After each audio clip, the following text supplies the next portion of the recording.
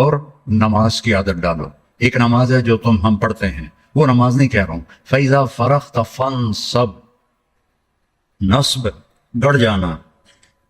جیسے یہ بوتل ہے نا، یہ یہاں آ کے گڑی تو نہیں لیکن ایسے کھڑی ہے، تو اللہ کہہ رہا ہے فَانْصَبْ، ایسے جیسے لکڑی کو ٹھوکا جاتا ہے نا زمین میں اور کچھ اس کا حصہ اندر چلا جاتا ہے اور اوپر والا ایسے ہو جاتا ہے، تو نماز کے لیے ایسے کھڑے ہو. ایسے عبداللہ بن زبیر پر حجاج حملے کر رہا تھا اور وہ حرم میں نماز پڑھتے، کوئی پتھر یہاں سے گزرتا، کوئی یہاں سے گزرتا، کوئی یہاں سے گزرتا، اور ان کے جسم میں ایسے بھی نہیں ہوتا تھا، ایسے اتنے اطمینان سے نماز. وَإِلَىٰ رَبِّكَ، بولو، فرغ، رغبت کی نماز. نماز میں دل لگے، نماز میں کھڑے ہو جاؤ، نماز میں کا انتظار کرو، نماز کو اپنے مسائل کے حل ہونے کا ذریعہ بناؤ. نماز میں دعائیں مانگنا سیکھو. ہم دعا نہیں مانگتے، دعائیں مانگنا سیکھو. یہ بہت بڑا سبب ہے. اسباب ظاہریہ اختیار کرو اور نماز کو سب سے بڑا سبب بناؤ. اذا حسبہ امر فزع الی الصلاۃ، جب کوئی مشکل آتی تھی آپ نماز پڑھتے تھے، جب کوئی مشکل آتی تھی آپ نماز پڑھتے تھے.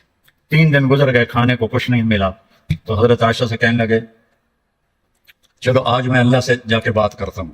مسجد میں گیا، نفل شروع کر دی. ایک ستون کے پیچھے 2 نفل پڑھتے، پھر سلام پھیر کے دوسرا ستون، اللہ اکبر، پھر سلام پھیرا تیسرا ستون، اللہ اکبر، پڑھے جا رہے ہیں. اتنے میں حضرت عثمان آئے. اما جان اللہ کے نبی کہاں ہیں؟ ان کا 3 دن سے فاقہ تھا، اللہ سے مانگنے گئے تو ہزاروں قطار رونے لگے. مجھے کیوں نہ کہا؟ عبد الرحمن بن عوف کو کیوں نہ کہا؟ ثابت بن قیس کو کیوں نہ کہا؟ یہ سارے مالدار تھے. بھاگے بھاگے گھر گئے، پورا اونٹ بھر کے راشن کا لے کر آئے اور آ کر وہاں اللہ کے نبی کے گھر اتارا، اور پھر بھاگے بھاگے گئے اور گھر میں جو سالن تیار ہو گیا تھا وہ اٹھا کے لائے اور روٹیاں اٹھا کے لائے اور آ کر دیا کہ پکانے میں دیر لگے گی. جب اللہ کے نبی واپس آئے، پوچھا عائشہ کچھ ہوا؟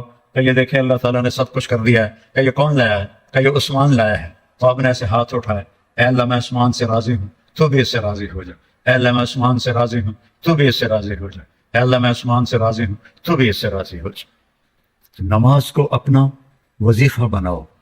یہ آج کل کے یہ سوشل میڈیا اور بہت سے ایسے نادان لوگ یہ وظیفہ پڑھو، یہ وظیفے پڑھو، یہ پڑھو، یہ پڑھو، یہ سب فضولیات ہیں. سب سے بڑا وظیفہ نماز ہے اور دعا ہے. سب سے بڑا وظیفہ نماز ہے اور دعا ہے. باقی سب ڈھکوسلے ہیں، میرے اوپر جادو ہو گیا ہے، میرے اوپر اثر ہے، میرے اوپر جنات ہیں. یہ سب عاملوں کی جیب گرم کرنے کے اسباب ہیں. یہ کچھ بھی نہیں ہے، سب بک بک ہے، سب بک بک ہے. کبھی اس چکر میں نہ پڑنا کہ میرے اوپر جادو کر دیا گیا ہے، میری بندش کر دی گئی ہے، اولاد کی بندش ہو گئی ہے، کاروبار کی بندش ہو گئی ہے. نماز جو موجود ہے، اللہ جو موجود ہے، تو کبھی عاملوں کے چکر میں نہیں پڑنا.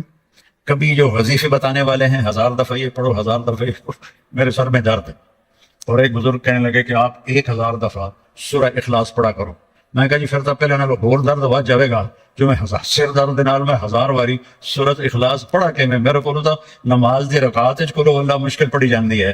میں کہا جی یہ وظیفہ تسی اپنے کول ہی رکھو، یہ میرے واسطہ کوئی نہیں ہے. میرے نبی نے وظیفہ بتایا، نماز پڑھو، دعا مانگو، نماز پڑھو، دعا مانگو، صدقہ پڑھو، سخی بنو، بخیل نہ بنو. بخیل سے اللہ دوستی لگاتا نہیں اور سخی سے اللہ دوستی توڑتا نہیں، چاہے فاسق ہو. اور سخاوت کا مطلب کوئی بہت زیادہ خرچ کرنا نہیں ہے، وہ دل کی کیفیت کا نام ہے، وہ دل کی کیفیت کا نام ہے. تو غریب بھی سخی ہو سکتا ہے، مالدار بھی ہو سکتا ہے، غریب بھی بخیل ہو سکتا ہے، مالدار بھی ہو سکتا ہے. بخل خود پیدا ہوتا ہے، سخاوت کو پیدا کرنا پڑتا ہے. سخی بنو. مولویوں میں سخاوت بہت کم ہے، بلکہ ہے ہی کوئی نہیں، کیونکہ شروع سے لینے کا جو کام شروع ہو جاتا ہے تو دینے کو دل ہی نہیں کرتا. تو دینا سیکھو تاکہ اللہ تمہیں دے. کھلانا سیکھو، اللہ تمہیں کھلائے. پلانا سیکھو، اللہ تمہیں پلائے. پھر سب سے بڑی سخاوت ہے، جس پہ ناراضگی ہے معاف کر دو. سب سے بڑی تواضع ہے، جس پہ زیادتی کی ہے اس سے جا کے معافی مانگ لو. معافی مانگنا اس سے بڑی تواضع کوئی نہیں، معاف کر دینا اس سے بڑی سخاوت کوئی نہیں ہے. اور اللہ کو سخی سے پیار ہے، وہ فاسق ہی کیوں نہ ہو. سامری نے بچڑے کی پوجا کروائی، اللہ نے کہا ان سب کو قتل کرو. وہ قتل ہو گئے. سامری نے پکڑا ہوا آ گیا. اللہ نے کہا موسیٰ سامری کو چھوڑ دے. کہ یا اللہ وہ بدبخت تو سب کو بچڑے کی پوجا پہ لگانے والا. اللہ نے کہا سخی ہے، سخی کو قتل کرنا مجھے اچھا نہیں لگتا، یہ آپ ہی مر جائے گا. وہ بخار میں مر گیا. تو سخاوت ایسی چیز ہے جو کفر و نفاق میں بھی کام دے جاتی ہے. بیٹا سخی بنو. اور ایک سخاوت بتائیے جس پہ کوئی پیسے نہیں لگتے. معاف کرنا سیکھو, معاف کرنا سیکھو, درگزر کرنا سیکھو, اپنی کوتاہی کا کھل کے اعتراف کرو. جو معافی مانگنے آئے اس کے آگے منہ نہ بناؤ, اسے فوراً اپنے سینے سے لگاؤ. الا تحبون ان یغفر اللہ لکم. معاف کرنا سیکھو, معافی مانگنا سیکھو. اور نوافل میں تہجد کا اہتمام کرو. یہ شعار الصالحین ہے. آپ نوجوان ہو تو آپ 70 سے بھی آگے چلے گئے. تہجد کا اہتمام کرو. نوافل اس سر درد میں میرے نفل کبھی چھوٹتے ہیں اور میں 40-50 نفل روزانہ پڑھتا ہوں. میری تہجد قضا نہیں ہوتی سوائے شدید تکلیف کے. پچھلے 30-35 سال سے اللہ نے مجھے تہجد کا پابند کیا ہوا ہے. یہ میں تم میری اولاد ہو, میں تمہیں ترغیب کے لیے سنا رہا ہوں, کوئی اپنی بزرگی نہیں جتا رہا ہوں, کہ تمہیں پتہ چلے کہ بیماری میں بھی اگر اہتمام ہو سکتا ہے تو اس جوانی میں کیوں نہیں ہو سکتا. جلدی سو, جلدی اٹھ. اس موبائل پہ کھیلنا چھوڑ دو, یہ تمہارا بہت وقت ضائع کرتا ہے. اس موبائل سے کھیلنا چھوڑ دو, اس کو دیکھنا چھوڑ دو. وہ وقت مطالعے پہ لگاؤ, تلاوت پہ لگاؤ, ذکر پہ لگاؤ, تسبیح پہ لگاؤ, لوگوں کی خدمت پہ لگاؤ. اس نے بہت نقصان پہنچایا ہے.